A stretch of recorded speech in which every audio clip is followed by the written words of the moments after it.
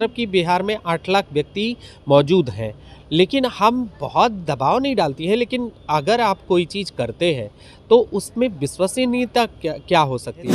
ये बहुत ही सोचने की बात है कि आप कौन-सा मेथोडोलॉजी उपयोग कर रहे हैं। और हम तो लगातार उच्च न्यायालय, उच्चतम न्यायालय और सभी जगहों के दरवाजे खटखटा रही हैं। इस तरीके का आप सर्वे के लिए डेटा ले रहे हैं और आप 2 तरीके का पहचान आधारित संख्या दे रहे हैं, तो वो कैसे विश्वास किया जाएगा? ये क्यों हुआ? नफ़रत के नाते हुआ या किसके नाते हुआ? किन स्थितियों में हुआ? इस पर सोचना, समझना और लोगों को ध्यान देने की। बिहार में जातीय गणना की जो आंकड़े हैं वो सरकार ने जारी कर दिया। लगभग 13 करोड़ की जनसंख्या बताई गई है, लेकिन उसमें ट्रांसजेंडर की जो संख्या है वो मात्र 825 बताई गई है। हमारे साथ बात करने के लिए रेशमा जी हैं, जो समाजसेवी भी हैं, ट्रांसजेंडर हैं। उनसे बात करेंगे क्योंकि वो सवाल उठा रही हैं कि जो आंकड़े हैं, जो आबादी ट्रांसजेंडर की दी गई है वो फर्जी है, गलत है। क्या कहेंगी आखिर? कल 1:30 बजे मीडिया दिल्ली से मीडिया के साथियों का फ़ोन आया। उन्होंने बताया कि 825 पॉपुलेशन उन्होंने सेंसस किया है। तो ये मुझे भी लॉजिकली ये बहुत ही बुरा लगा कि आप कर क्या रहे हो? जब मीडिया का दबाव आया तो उसके बाद उन्होंने लिंग के आधार पर जेंडर आइडेंटिटी को बताने का भी रात को 11 बजे उन्होंने पोस्ट शेयर किया फेसबुक पर। और उसके बाद हमें पता चला कि नहीं, वो 825 के अलावा उन्होंने बताया कि 82,287 व्यक्तियों की गणना की गई है। तो अगर आप इस तरीके का सर्वे के लिए डेटा ले रहे हैं और आप 2 तरीके का पहचान आधारित संख्या दे रहे हैं, तो वो कैसे विश्वास किया जाएगा? एक तरफ आप ट्रांसजेंडर बोल करके 285 करते हैं और एक तरफ अदर बोल करके 82,287 करते हैं। तो ये बहुत ही सोचने की बात है कि आप कौन-सा मेथोडोलॉजी उपयोग कर रहे हैं। तो संख्या आप लोगों की कितनी है?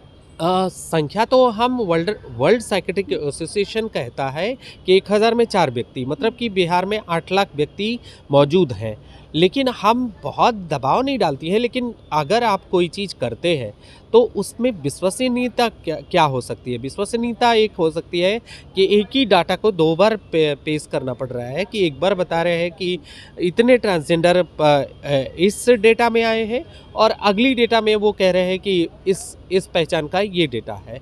तो विश्वसनीयता को कायम करने के लिए कुछ इस तरीके से करना होता है कि जिस पे कोई उँगलियाँ ना उठा पाए। और हम तो लगातार उच्च न्यायालय, उच्चतम न्यायालय और सभी जगहों के दरवाजे खटखटा रही है। लगातार न्यायालय के दरवाजे खटखटाने के बाद, सरकार के पास जाने के बाद अगर इस तरीके की चीज़ें निकल कर के आती हैं, तो ये सोचनीय विषय है। अब तो ये आंकड़ा को ऐसे सुप्रीम कोर्ट भी पहुंच गई है। तो ये तो न्यायालय की शरण में तो कोई भी जाएगा जो लगता आप है लोग कि भी उस गई पे हैं क्या? हम तो 4 सितंबर 2023 को ही हमारा पिटीशन एक्सेप्ट कर लिया गया है और हमें लगता है कि कल नहीं परसों या 6 अक्टूबर को ये केस लगेगा। तो हो सकता है कि वो समझ पाएँ कि किस तरीके की गलतियाँ हुई हैं और उन गलतियों को लेकर के आगे ना हो, क्योंकि सर्वे तो सभी को ज़रूरत होती है, लेकिन आइडेंटिटी बेस्ड अप्रोच में कहीं गलतियाँ ना हो कि कैसे आप सोच पाओगे जब इतना नहीं सोच पा रहोगे कि जेंडर आइडेंटिटी, लोग, उनकी पहचान, तो आप कैसे उनके मूलभूत मुद्दों की कैसे बात कर पाओगे कि उनको साड़ी, कपड़ा, मकान, रहना, खाना, उठना, बैठना, उनके लिए योजनाएँ, ये सारी चीज़ें होनी चाहिए। कैसे ऐसा संभव होगा?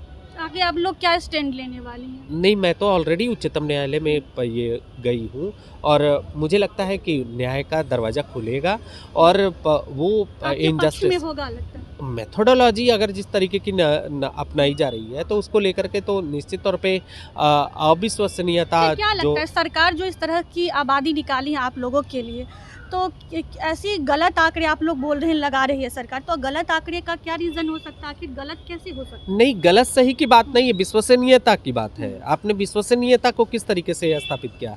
मैं क्या पूरे बिहार में घूम कर के देख ली हूँ? मैं तो अपने बारे में बोल रही हूँ कि मेरे पास कोई सर्वेयर आया ही नहीं और 2 बार डेटा दिया गया। तो इस तरीके से कैसे समझा जा सकता है कि क्या पहचान, क्या स्थितियाँ, इसको लेकर के सोचा जा सकता है? क्योंकि पूरे बिहार के सिसजेंडर साथियों का तो मैं ये नहीं बता सकती हूँ कि किसका डेटा लिया गया, किसका नहीं लिया गया, किसको शामिल किया गया, किसको नहीं, लेकिन हमें तो एक्सक्लूड किया गया और ये क्यों हुआ, नफ़रत के नाते हुआ या किसके नाते हुआ, किन स्थितियों में हुआ, इस पर सोचना, समझना और लोगों को ध्यान देने की आवश्यकता है। तो देखिए हमारे साथ थी रेशमा जी, जो ट्रांसजेंडर है, समाज से भी हमेशा मुद्दा उठाती हैं, समाजों के लोगों के लिए अपनी आवाज़ के लिए हमेशा साथ खड़ी रहती हैं। इनका कहना है कि जो आबादी आई है, लगभग हम लोगों की आबादी जो है वो 8 लाख है, लेकिन सरकार ने गलत आंकड़े जो है वो पेश किए हैं। इसके लिए हम कोर्ट भी गए हैं, कोर्ट का दरवाज़ा भी खटखटाए हैं और उम्मीद है कि ये हमारे पक्ष में सुनवाई की जाएगी। तो फिलहाल अब देखना होगा कि वैसे सुप्रीम कोर्ट में जो है इसके लेके आंकड़ा को लेकर फर्जी बताया गया और ये सुप्रीम कोर्ट भी पहुंच गया है। अब देखना है कि इस पर क्या सुनवाई होती है, क्या सरकार इस गलत आंकड़े को एक्सेप्ट करती है या फिर आगे क्या होता है।